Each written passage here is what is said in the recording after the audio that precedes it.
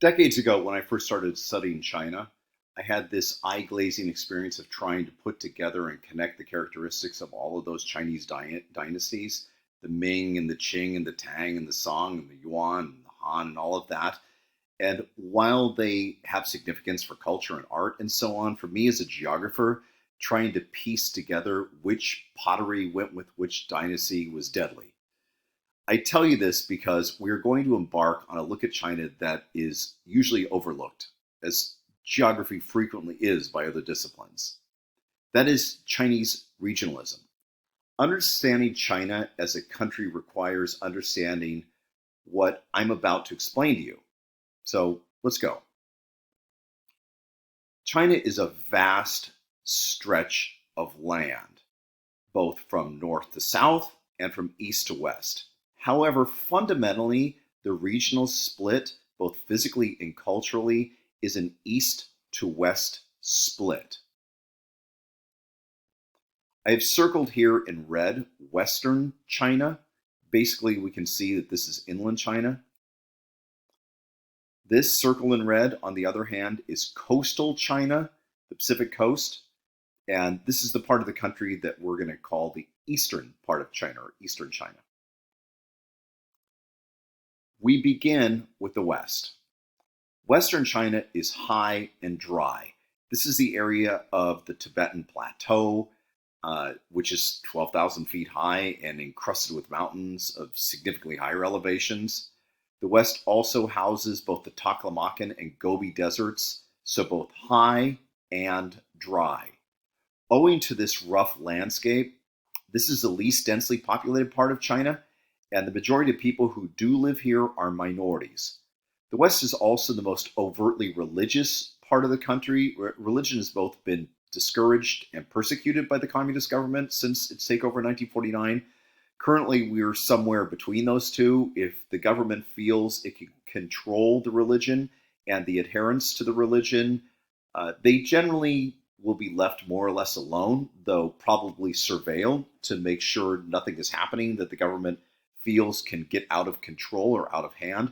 If the government feels its ability to control the followers of a religion has become tenuous, persecution ensues. Basically, the government is suspicious of Buddhism at the moment and fearful of Islam. Because of that, Muslims in Western China have been rounded up, perhaps by the millions, and put into re-education camps. This has been directed specifically at the Uyghurs, one particular ethnic group, and the Kazakhs, another ethnic group, two non-Han Chinese ethnic groups. There are Han Chinese living in the West, but they have overwhelmingly been moved in by the communist government since 1949 to ensure a sympathetic ethnic group in the region, just in case. And of course, they're used to spy on the other non-Han ethnicities. I witnessed this several times on one of my trips to the western part of the country. Where settled farming can occur, and this means there's water and soil resources along with the climate that's going to be amenable to it, it does occur.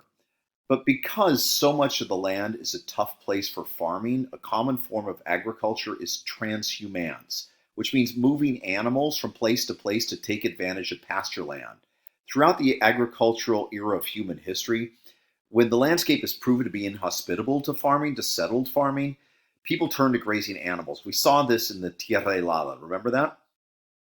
This is the Jokang Temple, which is the center of Tibetan Buddhism. In Tibet, the Dalai Lama lives in Dharamsala in India, specifically because when the Chinese forcefully took control of Tibet after the Communist Revolution, the Dalai Lama felt he needed to flee in order to be able to practice his religion freely and openly. These are Tibetan kids. This is July. Notice the clothing. Because at 12,000 feet, it's cold year-round. This is transhumance. You can see this sheep grazing there in the background at 12,000 feet. Sheep, of course, require a sheepdog, and there he is. This is from a yurt, which can be picked up and moved with animals. It's a tent. In Central Asia, they call these things gurs, not yurts. But it allows for easy mobility when you're practicing transhumance.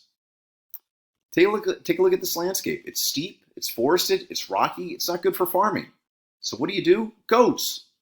They will provide food, wool, and cashmere just by wandering around and eating the naturally growing vegetation. I wanted to show you this Bactrian camel. The Central Asian camel, which is used like the Middle Eastern North African variety of camel, has 2 humps. I can assure you of one thing. This version is much easier to ride than the 1-hump camel. Eastern China is the other part of the country. This is coastal China. It's the population center and the political center. In other words, most of the people live here, and this is also where Beijing, the capital, is at. But the east is divided into 2 subregions, the northeast and the southeast.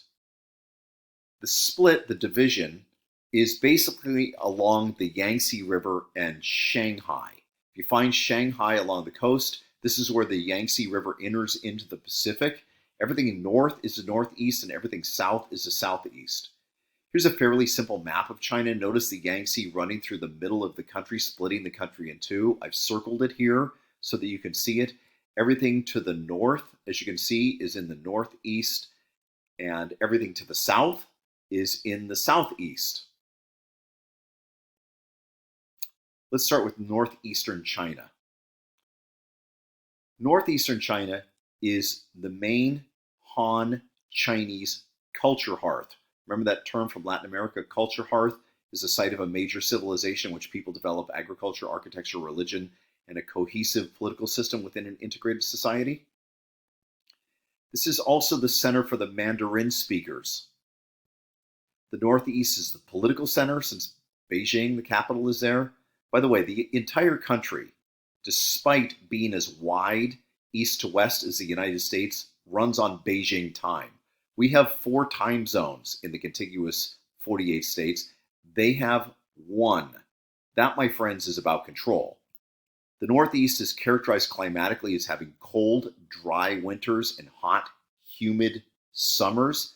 Because of that, this subregion is the noodle region. In other words, they focus on wheat, barley, and millet. Millet is a tiny little circular grain. Usually in the United States, you find it in either health food stores or actually in birdseed.